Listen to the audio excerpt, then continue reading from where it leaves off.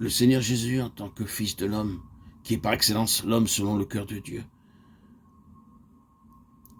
a toute sa vie, dans sa vie publique ou privée, été un sujet d'émerveillement.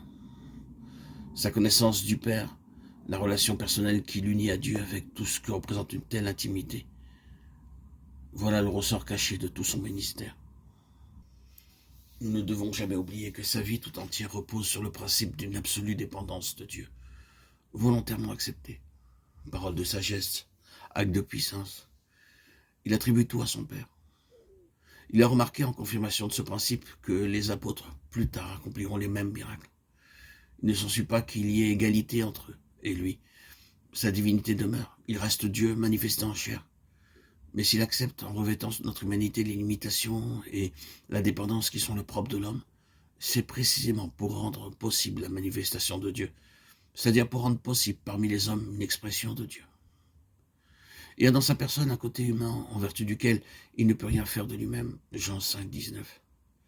Sa vie tout entière, sous quelques angles qu'on la considère, et dans quelques détails que ce soit, à son principe-là, connaissance personnelle de Dieu.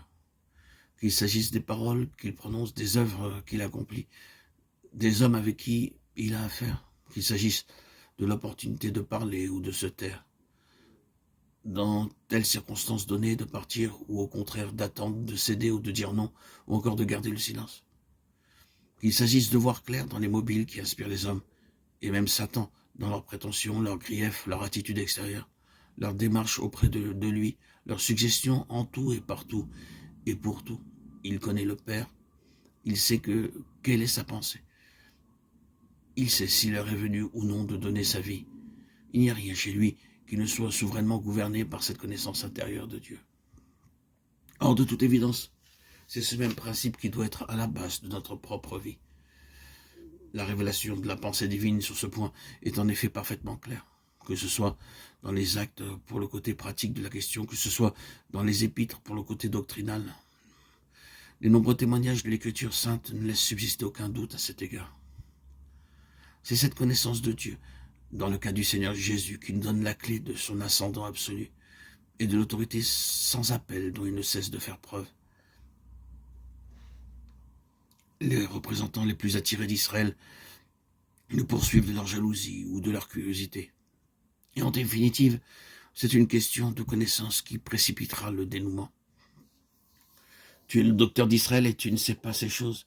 Il y a là quelqu'un pour qui les questions vitales n'ont pas de mystère. Et Nicodème se rend bien compte que l'autorité de celui-là est supérieure à celle des scribes, non seulement en degré, mais en nature.